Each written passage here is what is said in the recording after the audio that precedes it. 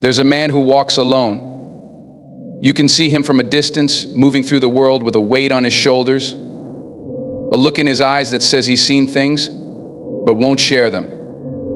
The kind of man who looks like he has a purpose, but not the kind of purpose you'd want to be part of. His steps are steady, his gaze firm, but if you were to get close enough, you'd see it in the little things, the way he never lingers in one place too long, the way he never lets his guard down, the way he keeps his world small. This is the man with no friends. What's it like to be him? You could say it's a life of solitude, but that's an oversimplification. He is a man who chose his isolation, not because he was abandoned by the world, but because the world, as he sees it, is something to be avoided. He's not interested in the small talk, the gossip, the fleeting conversations that don't amount to anything. He doesn't need to hear the latest news, the triviality of someone else's drama, because for him it all feels like noise, a distraction from the deeper, harder truths of life. A man with no friends has learned the art of self-reliance, of keeping his distance from the world that often asks too much, expects too much, and delivers too little. But here's the thing about this man. He's not a loner by choice in the way some people are.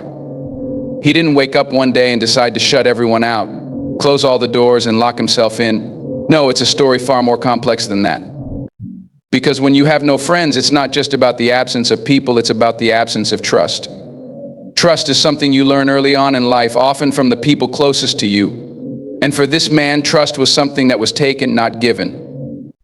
It wasn't that he had no love to offer, it's that he had given it before, with nothing in return. The problem with trusting people is that eventually you have to trust the wrong one. And when that happens, when that trust is shattered, it leaves a scar that doesn't heal quickly. Some scars never heal.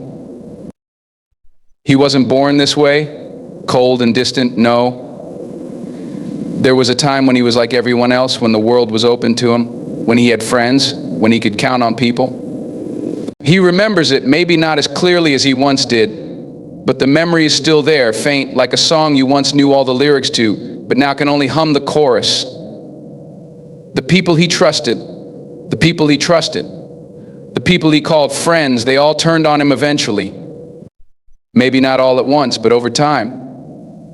The betrayals came slowly, the small slights building up until one day he woke up and realized something: the people around him didn't see him the way he saw them. They didn't care for him in the same way. They were not friends. They were only people passing through his life, using him for what they could get, offering nothing but empty promises in return. And so he stopped trying, he stopped reaching out, stopped putting his heart into relationships that had no foundation. He built walls, not because he wanted to be alone, but because the cost of trusting people was too high. It hurt too much. It wore him down. Every time he opened himself up, he felt like he was giving a part of himself away, and at the end of the day, there was nothing left for him. And so he learned to stand apart, to walk alone. But that doesn't mean he doesn't feel it. People think that a man who has no friends must not need anyone, must be content in his solitude. That's the misconception. The truth is, he needs others more than anyone can imagine. He may not show it, may not say it out loud, but there's a hunger inside him that no one can see. It's not for companionship, not for shallow interactions. What he craves is authenticity. He's looking for the kind of friendship that means something, the kind of bond that can weather the storms of life. But after so many disappointments, after so many false promises, he's learned to live without it. The loneliness doesn't just sit in his heart, it sits in his mind too. It whispers in the quiet moments when the world slows down and there's no one around to talk to. It's the silence that weighs heavy on him, the silence that reminds him of all the times he reached out and got nothing in return. In those moments, he wonders, what if he's doing something wrong? What if he's pushing everyone away when all he really wants is someone to stand beside him? But then the logic comes back, the scars, the broken trust, the way people took from him and never gave anything back. He remembers the lies, the times when he was let down, and he pushes those feelings down, locking them away where they won't resurface. Because that's the thing about pain, it doesn't just go away. It settles in, becoming a part of who you are, until one day you realize that it shaped you in ways you didn't even notice. The man with no friends is a man who's been hurt, and hurt has a way of teaching you things you never wanted to know. There are days when he longs for someone to call, someone who won't judge him, someone who will listen, truly listen, without offering advice or expecting anything in return. There are days when he looks at the people around him, laughing, sharing moments of connection, and he wonders what that feels like. He wonders if he could ever have that again. But even in those moments of longing, he knows deep down that he will never get what he wants. Not because it's impossible, but because the world he has built for himself has no room for it. It's not that he's not capable of love. It's that he's learned the hard way that love is a dangerous thing to give freely. The world doesn't owe you anything. That's what he's learned. People don't owe you loyalty. They don't owe you their time or their attention. In a world like this, everyone is out for themselves, chasing their own goals, their own dreams, and they will step on anyone to get there. This man learned that lesson the hard way over and over again until he stopped expecting anything from anyone. He learned to take care of himself because no one else would. And that's not a choice, that's survival. It's not that he doesn't want friends. It's that he doesn't trust the idea of them anymore.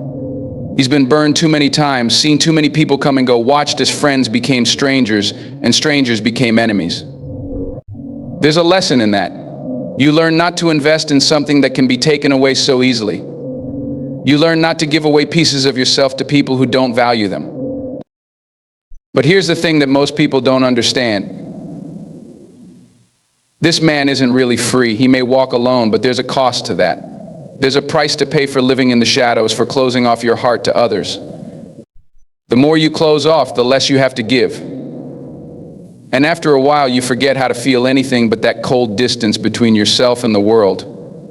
It's not a comfortable place to be, and it's not a place you can stay forever without losing something. You start to lose your humanity, your connection to others, and in doing so, you lose yourself. The man with no friends doesn't see it that way, though. He's learned to accept the way things are, to adapt, to survive. He's learned how to fill the emptiness with work, with purpose, with anything that will keep his mind off what he doesn't have. Because the hardest thing to face is the truth that no matter how strong you are, no matter how much you convince yourself you don't need anyone, deep down there's a part of you that longs for connection. The human heart wasn't built for isolation. And while this man may never admit it, he's no different. The difference is he knows the cost and he's paid it. But I'll tell you something. Even in his solitude, even in his quiet moments of reflection, there's a part of him that still believes. Not in people, not in friendship the way most people see it. But he believes in the possibility.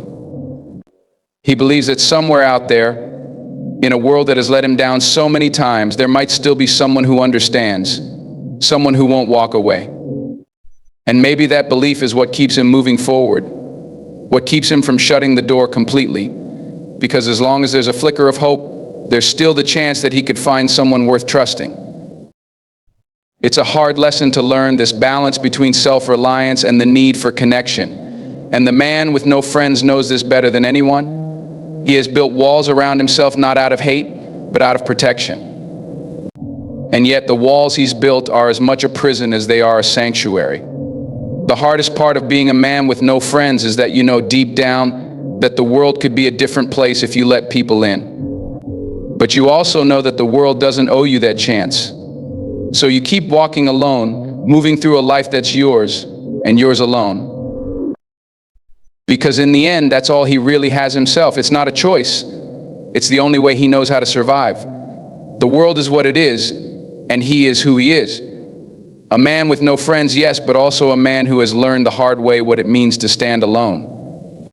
And maybe, just maybe, he'll find his way back to the people he's lost, or maybe he'll decide one day that it's just better this way. Either way, he will keep moving forward, because that's all a man can do when there's nothing left but himself. Isolation is not as simple as being alone. In fact, it's far more complicated than simply choosing to spend time away from others. It is, at its core, a response to the complexities of life. an emotional and psychological response to deep, often unresolved hurt. For a man with no friends, isolation isn't a preference, it is a survival mechanism, shaped by experiences that have chipped away at his trust in others. It is the result of choices made, but those choices are born from pain, disappointment, and a need to protect a heart that has been wounded too many times. When people think of isolation, they often think of someone who enjoys the quiet, who seeks peace in solitude because they've grown tired of the noise and chaos of human interaction. But that's not the kind of isolation we're talking about here. The isolation of a man who has no friends is more complex than simply avoiding company. It's a kind of withdrawal, not from the noise of the world, but from the people in it. It's the withdrawal of someone who has been burned by relationships before, who has learned through hard experience that friendship and connection are not guarantees but risks that have cost him something he's not sure he's willing to pay again. In the beginning, he didn't set out to be alone. There was a time when he wanted connection, when he longed for the companionship of others. He wasn't always like this, shutting himself off from the world. He didn't always keep his heart wrapped in layers of protection, afraid to let anyone near it. There was a time when he trusted, when he believed that the people around him could offer something meaningful, something that would make life richer. The truth is, it wasn't the choice to be alone that led him to isolation, it was the betrayal of trust that forced him into it. Trust, when given freely, is like a bridge between two people. But once that bridge is burned, once that trust is broken, it is incredibly hard to rebuild it. The first betrayal was the hardest. The first time he opened his heart, offering friendship to someone he thought would understand, and they turned their back on him. The sting of that rejection lingered far longer than he expected. And yet, he gave it another chance. He trusted again, hoping that the next person, the next friend, would be different. But the second betrayal came, and it was even more painful. With each experience, the walls around his heart grew higher, thicker, more impenetrable. The more people failed him, the more it seemed like everyone else was a potential source of pain, a source of disappointment. It's a vicious cycle, this pattern of trust and betrayal. And the man with no friends learned it all too well. With every new person who entered his life, he had to decide, was this one worth trusting? Or would they be just another person who would eventually take, leaving him with nothing? Each time the risk grew higher, and each time the cost of being wrong became more unbearable. It's not that he wanted to shut people out, it's that he had been let down too many times, and the fear of it happening again was too strong to ignore. Isolation for him became a kind of armor, a way to protect himself from a world that had repeatedly shown itself to be untrustworthy. It wasn't about loneliness, it was about survival. He built walls, not because he enjoyed the silence, but because the silence was safer. It wasn't about avoiding relationships, it was about avoiding the hurt that came with them. Over time, the walls grew higher until they became an impenetrable fortress. He had cut himself off, not because he hated people, but because he couldn't afford to trust anyone anymore. Trust had become a rare commodity, one that he could no longer afford to give freely. The complexity of his isolation is found in this paradox. It is born from pain, but it is also a shield. It is a means of coping, a way of dealing with the disappointment and heartache that come with trying to connect with others. But it also becomes its own kind of prison. The more he shuts himself off, the more he loses. The more he distances himself from people, the more he distances himself from the things that make life worth living, the laughter, the shared moments, the joy of connection. There's a price to pay for isolation, even if that price is paid in the form of self-preservation. But even in this isolation, the man is not without longing. Longing for connection, for the kind of bond that makes life feel meaningful. He is not immune to the ache that comes from watching others share their lives, their experiences with people who stand beside them. He watches from a distance, often feeling like an outsider, observing the closeness of friendships and relationships, but never able to join in. There's a part of him that still wants to be part of that world of shared laughter and understanding. There's a part of him that yearns to find someone who will not betray him, someone who will stand with him when the storms of life come, someone who won't abandon him when it matters most. But that longing is tempered by the harsh realities of his past. Every time he lets himself hope, he is reminded of the times he trusted and was let down. And so he pulls back again, retreating into his isolation, convincing himself that it's better this way. Better to have no one than to have someone who will leave when things get tough. Better to be alone than to be with people who won't see him for who he truly is, who won't accept him with all of his flaws and complexities. And so the cycle continues, a man longing for connection, but afraid to trust, afraid to open his heart to the possibility of more hurt. It's easy to see isolation as a simple choice, as something that someone who is introverted or shy might prefer. But it's a lot harder to understand the depth of it when you see it as a response to pain. Isolation isn't just about being alone, it's about being afraid to be close to anyone, being afraid to open up and let someone see the parts of you that are most vulnerable. It's about the fear that if you let someone in, they will hurt you.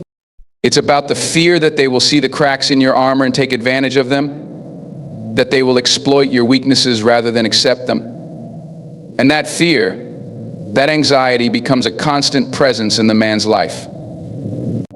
It's always there, whispering in his ear, reminding him that he is better off alone, that no one can be trusted, that it's safer to keep your distance. And yet, despite all of this, there is a part of him that still hopes. Even after all the pain, all the disappointment, he still believes in some small corner of his heart that there might be someone out there who won't betray him. Someone who will see through the walls, see through the layers of protection he's built around himself and offer something real. But that hope, too, is complicated. Because the more he hopes, the more he risks. The more he longs for connection, the more it hurts when he doesn't find it. And so he remains trapped in this delicate balance between desire and fear, between the longing for something more and the need to protect himself from the world that has hurt him too many times.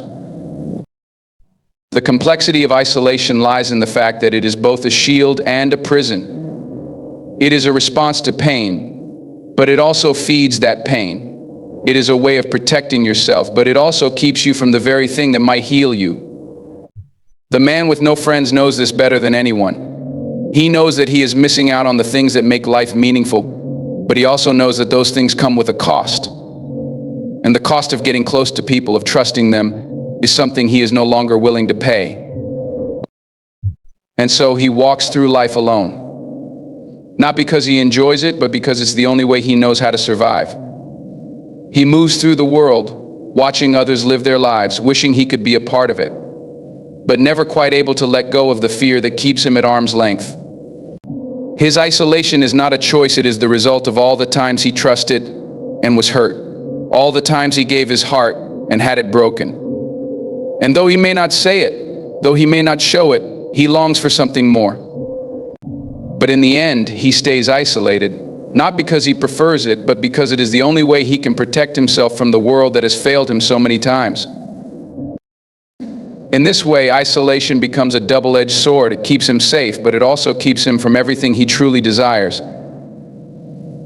It's a complex, tangled web of longing and fear, of hurt and protection.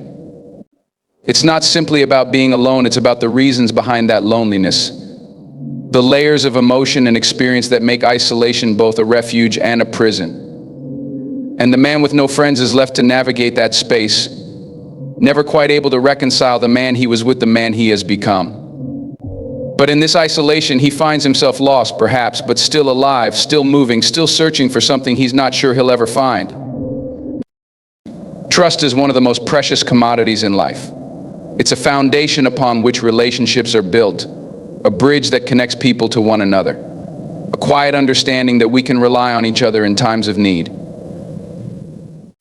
But trust, once broken, is a difficult thing to restore. It comes with a price, a high cost that leaves behind scars. And the man with no friends has learned this the hard way.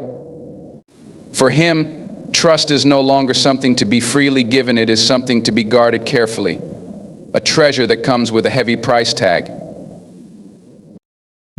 The first time trust was betrayed, it was a wake-up call, a moment of clarity that shattered his understanding of the world. He had been open, vulnerable, willing to give a part of himself to someone he believed he could rely on.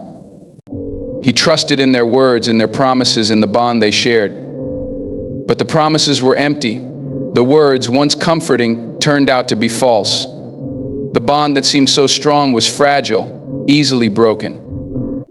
And in that moment, the man learned a lesson that would change the way he viewed everyone around him. Trust is fragile. It can be given, but it can also be taken away. And once it's gone, it's incredibly difficult to get back. The first betrayal was the hardest, and it set the tone for everything that followed. The pain from that first experience cut deeper than he expected. It wasn't just the act of betrayal itself, it was the feeling of being deceived, of realizing that the person he trusted didn't value him in the same way he valued them. It was the realization that despite all the time they spent together, despite the moments they shared, the other person didn't see him as someone worth being loyal to. That realization was crushing.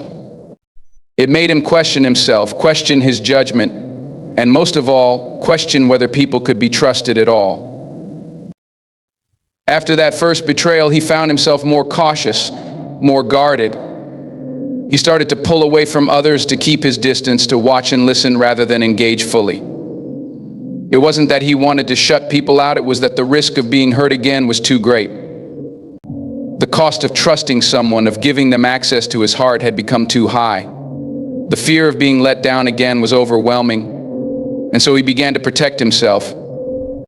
He kept his thoughts and feelings to himself, hiding behind a mask of indifference, unwilling to let anyone get close enough to hurt him again. But the thing about trust is that it's not something you can easily turn off. You don't get to choose when you need it. It's a basic human need, a desire to connect with others, to share your life with someone who will understand and support you. The more he pulled away, the more he realized that, despite the pain of betrayal, he still longed for the companionship of others. He longed for that deep, authentic connection that comes with genuine trust. But at the same time, the scars from his past made it nearly impossible to believe that anyone could truly be trusted. The high cost of trust isn't just emotional, it's psychological. It's a cost that builds over time. When trust is broken, it doesn't just hurt in the moment. It changes you. It alters the way you see the world, the way you see yourself, the way you see others. The man with no friends doesn't just walk away from relationships, he carries the weight of the betrayal with him. A constant reminder of what happens when trust is given freely. He becomes wary, cautious, always questioning the motives of those around him. Even when people show him kindness, he wonders what they want in return. Even when someone offers their hand in friendship, he can't help but think that there's an agenda, an ulterior motive he's not seeing. This suspicion, this wariness, becomes a self-imposed prison.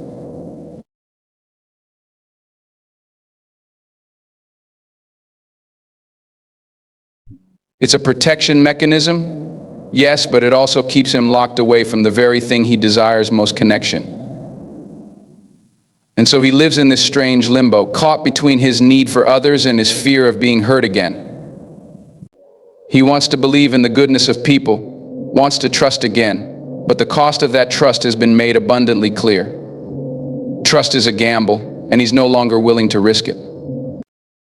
But the cost of trust isn't just about the emotional fallout, it also changes the way you interact with the world. It becomes a filter through which everything is viewed. The man with no friends doesn't engage in the same way he used to. He doesn't share his thoughts freely, doesn't open up about his hopes, his dreams, or even his disappointments. He doesn't allow people to see the vulnerable parts of him, the parts that have been bruised and battered by years of betrayal. Instead, he keeps everything guarded, locked away behind walls of silence and distance. And while this might protect him from further pain, it also isolates him. The walls he has built to keep others out also keep him from connecting with them. The more he withdraws, the more he shuts people out, the more distant he becomes. And in this distance, the more he feels the loneliness, the emptiness that comes from living a life without true connection. The high cost of trust is that, while it keeps you safe from harm, it also keeps you from the very things that make life worth living: the joy of shared experiences, the comfort of knowing someone has your back, the warmth of a bond that has been earned and nurtured over time. And so the cycle continues. He wants connection, but he cannot afford to trust. He longs for companionship, but the cost of that companionship feels too high. It's a kind of catch-22, a no-win situation, where every attempt at connection is met with the shadow of past betrayals. Even when someone comes along who seems worthy of trust, the question remains, what if they betray him too? What if, after all the walls he's built, all the lessons he's learned, all the pain he's endured, they turn out to be just like everyone else, someone who will leave when it gets hard, someone who will break the trust he so carefully protected. But the thing about trust, the thing that makes it so difficult to let go of, is that it's not just a gamble, it's also a choice. The man with no friends knows this, even if he doesn't always admit it. He knows that in order to truly connect with others, he has to let down his guard, to take the risk, to choose to trust again. And that is the hardest thing of all. Because every time he opens up, every time he takes that step, he risks the possibility of being hurt again. And yet, in some small corner of his heart, he also knows that if he doesn't take that risk, if he doesn't allow himself to trust, he will remain locked away in his solitude forever.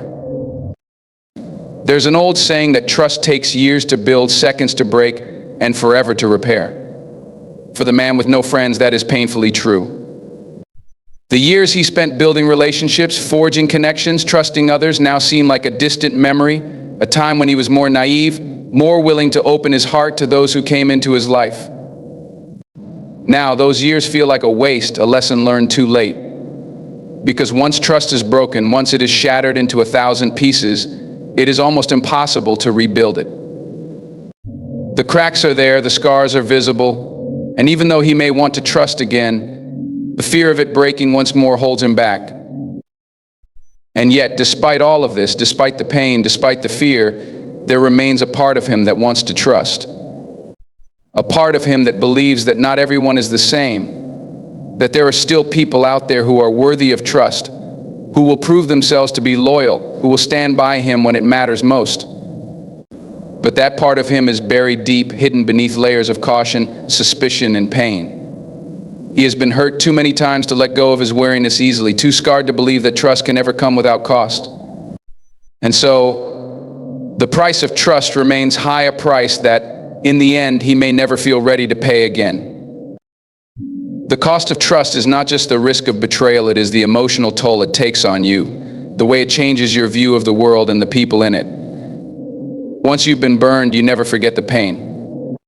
It lingers, sitting in the back of your mind, a constant reminder that not everyone is deserving of your faith. And so you become guarded, closed off, unwilling to take the risk again. You may want connection, you may long for it, but the cost of trust is too great. And in the end, the man with no friends knows this better than anyone. Trust is a fragile thing, and once it's broken, it may never be whole again. There's a quiet ache in the heart of a man who longs for connection but has learned to guard it like a fragile thing. He doesn't speak of it, doesn't make a display of it. But that yearning for something real, something genuine, runs deep. The world is full of people, full of faces and voices and moments that seem to offer companionship, yet he feels the weight of isolation pressing on him more than ever. The longing for authentic connection, for the kind of bond that goes beyond surface-level interaction, becomes a silent companion, a longing that never quite fades, even when he convinces himself it doesn't matter. Authentic connection is not just the absence of loneliness, it is the presence of understanding. It is the rare moment when someone looks at you and sees more than just the external, the mask you wear, the role you play. It's when someone sees through your walls, through your defenses, and accepts you for who you really are, not just who they want you to be. This is the kind of connection the man seeks, though he often hides that desire behind layers of cynicism and fear. He's been hurt too many times to openly admit that he wants someone to see him, to truly see him without judgment, without ulterior motives, without the expectation of something in return. It's easy to find people who will be around when it's convenient, when the going is easy. People who will laugh with you in good times, who will share your joy, who will toast to the successes of your life. But when things get hard, when the storm clouds roll in, when your soul is battered by grief or pain, it's another matter entirely.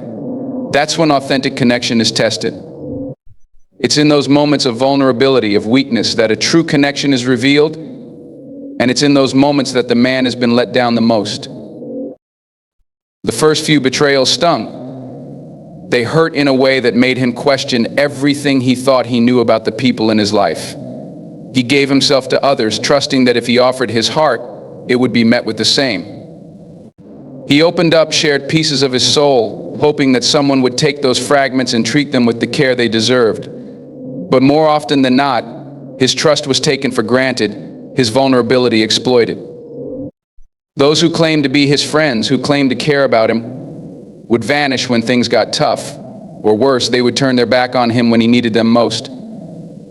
It was as though the connection he thought he had with them was built on sand, dissolving under the weight of adversity. Each time, the man learned to close off a little more, to hide the pieces of himself that had once been offered freely. He stopped showing his true emotions, stopped letting people in. He became more self-reliant, learning to depend on himself for comfort, for support, for reassurance. But this self-sufficiency came at a cost. It isolated him even further. The more he convinced himself that he didn't need anyone, the more he realized how much he longed for that authentic bond, the kind of connection that could be trusted, the kind of companionship that would stand the test of time and difficulty. What made it harder was that he was not immune to the sight of others forming real, lasting connections. He watched, sometimes from a distance, as people came together in moments of joy and sorrow, their friendships growing stronger over the years. He saw the way some of his acquaintances had someone in their life who truly understood them, who knew their heart in a way that he never could allow anyone to know his. It's in these moments, when he's left on the outside looking in, that the longing becomes almost unbearable. He's not a stranger to the loneliness that comes with isolation. He's learned to live with it, to make peace with it. But there's a difference between loneliness and the absence of meaningful connection. Loneliness is the ache of being without companionship, of having no one to share your experiences with. It is the void that remains when people come in and out of your life, but never stay long enough to build something real. Authentic connection, on the other hand, is the antidote to that loneliness. It's the feeling of being seen, of being understood at a level that goes beyond the surface. It's someone who knows your weaknesses and your strengths, your fears and your dreams, and accepts you for all of them. And yet, the man finds himself caught in a paradox. He wants this kind of connection, craves it even, but at the same time, he is terrified of it. He fears opening up, letting someone in, only to be hurt again. He has been let down so many times that the thought of trusting someone with the most vulnerable parts of himself seems too dangerous. The possibility of betrayal looms in every potential relationship, making him hesitant, making him keep his distance, even when he feels the longing gnawing at his soul. There are times when he wonders if it's worth it, if the risk of being hurt again is worth the potential for something genuine. But in the quiet of his heart, he knows it is. The desire for real connection is too strong, too deep to ignore, even if it means opening himself to the possibility of pain. In many ways, he feels like an observer of life rather than a participant. He's seen the closeness between people, the bonds that form in shared experiences, the way two people can communicate without saying a word. He's witnessed friendships that withstand the trials of time, that grow deeper with each passing year. He's been on the outside of these connections, watching, wishing he could be a part of it, but always keeping a safe distance. He knows that if he allows himself to truly connect with someone, to allow them to see him, he risks exposing himself to the same kind of pain he's already endured. And so he holds back, even as the longing intensifies. The fear of being rejected or hurt again is a weight he carries, and it's hard to imagine a scenario where the potential for pain outweighs the yearning for connection. But the more he denies himself this connection, the more he feels the loss. It's as if a part of him is missing, something that can't be filled with accomplishments, with achievements, or with distractions. He has learned to survive on his own, to navigate life without relying on anyone else. But survival is not the same as living. He longs for more than just surviving. He wants to thrive, to share his life with someone, to know that someone else truly understands what it means to walk this journey with him. He longs for the kind of connection that makes life richer, more meaningful, something beyond the surface level, something that transcends the everyday and touches the soul. There are moments when he catches himself wondering what it would feel like to be fully known by another person. To have someone see him in all his complexity, to witness his vulnerabilities and flaws, and still choose to stand by him. To have someone listen, truly listen, when he speaks, and to share in the burdens he carries. That kind of connection is rare. It is something he knows many people search for, but few ever find. And the harder he searches, the more elusive it becomes. Perhaps the hardest part of this longing is the acceptance that authentic connection can't be forced. It's not something that can be manufactured or manipulated into existence. It's something that happens naturally when two people meet on equal ground, when both sides are willing to take the risk of being vulnerable, of opening up in ways that expose their true selves. But that kind of connection takes time, and it takes trust. And trust, as the man knows all too well, is something that can't be given lightly. It must be earned, nurtured, and protected. For the man who has been burned by relationships, who has given trust only to see it trampled on, this is the hardest lesson of all. He wants connection, but the road to it is fraught with obstacles.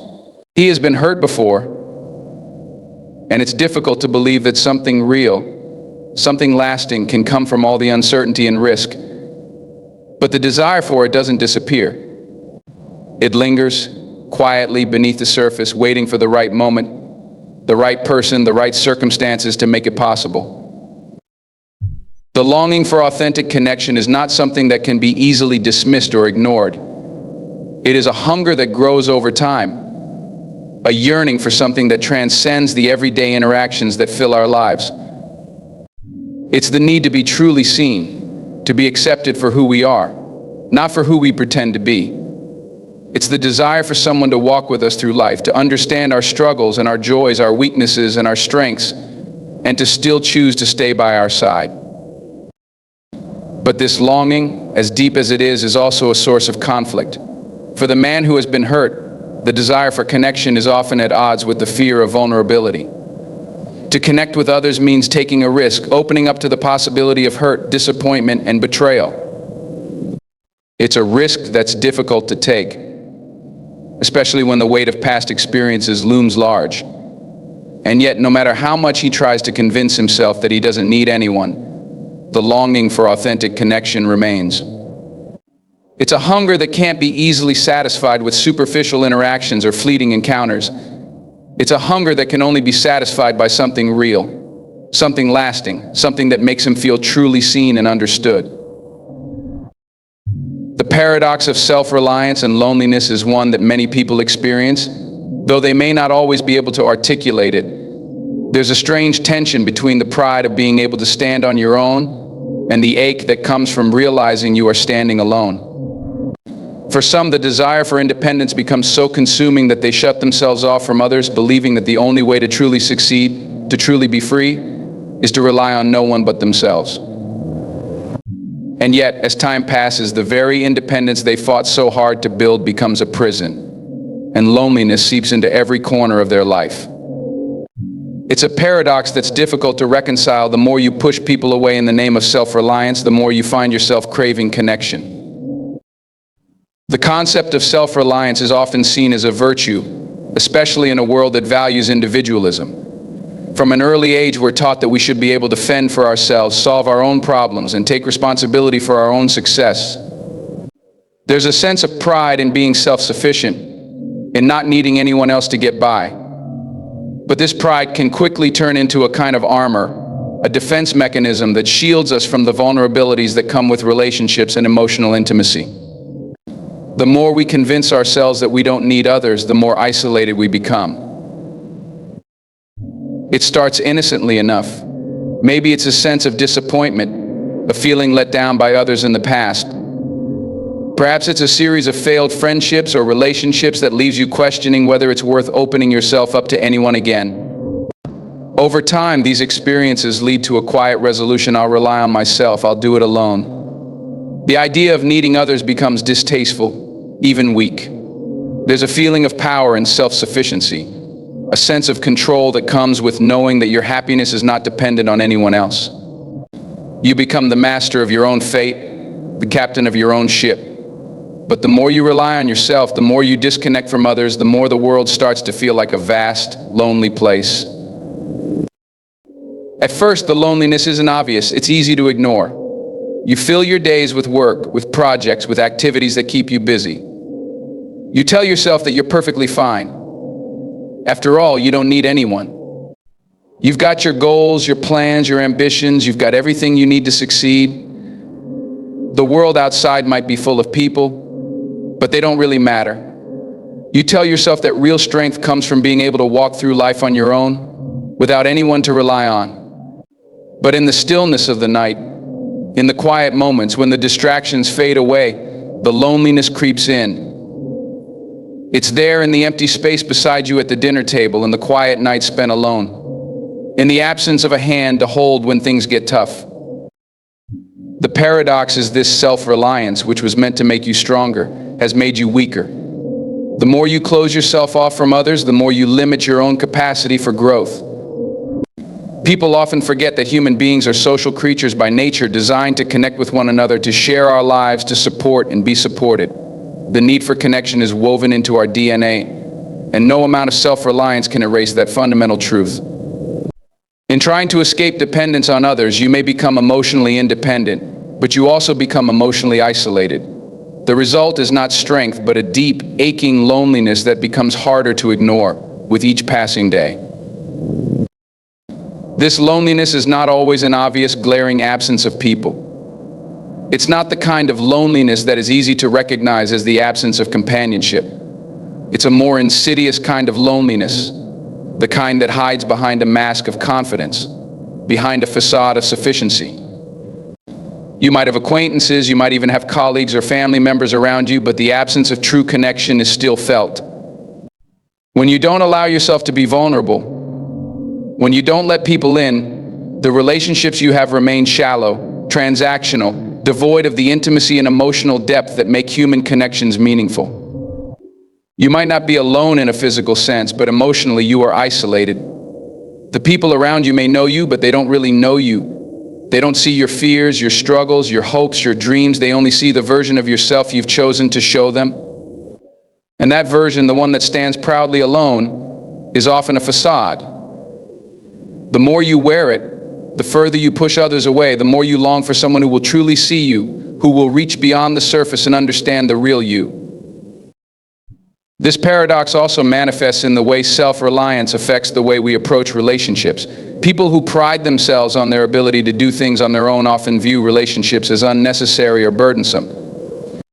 Why share your life with someone else when you can handle it alone? Why open yourself up to the potential for disappointment, betrayal, or hurt, when you could simply keep people at arm's length and live life on your own terms? But this view, while it may feel empowering in the moment, ultimately does more harm than good. Relationships at their core are not about dependence, but interdependence, the delicate balance of giving and receiving, of being there for others and allowing others to be there for you.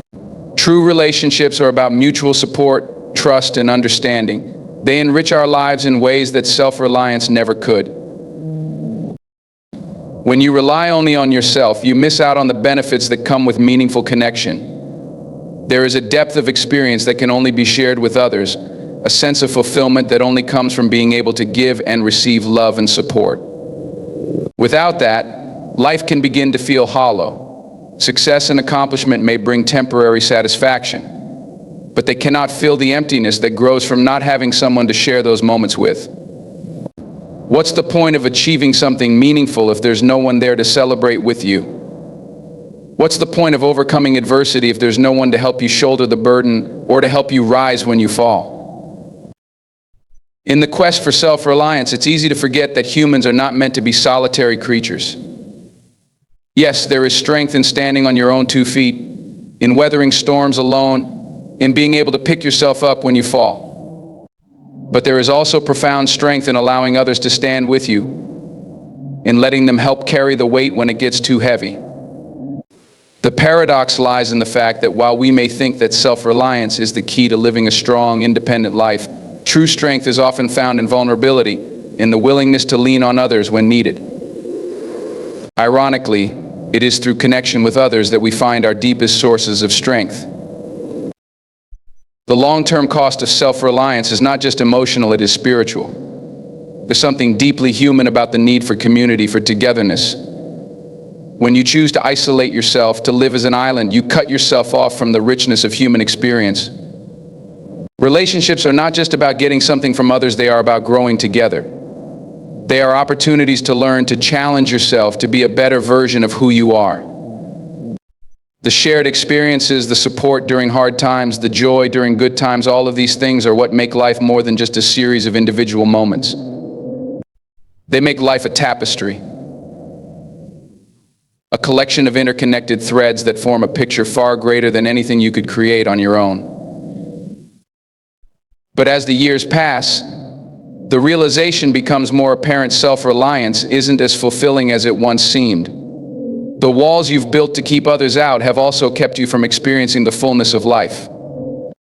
The people you've kept at arm's length have missed out on the chance to know you, truly know you, in your fullness and complexity, and you have missed out on knowing them in return. And perhaps most painful of all, you've denied yourself the one thing that could help alleviate the loneliness that lingers in your heart: true connection with others. When you've spent so long convincing yourself that you don't need anyone, it's hard to admit that you do. It's hard to accept that, while self-reliance may have carried you this far, it can't carry you through everything. There are moments when you'll need someone to lean on, someone to share your burden, someone to hold space for you when the world feels too heavy. And when that moment comes, you'll realize that no amount of independence can replace the comfort of human connection.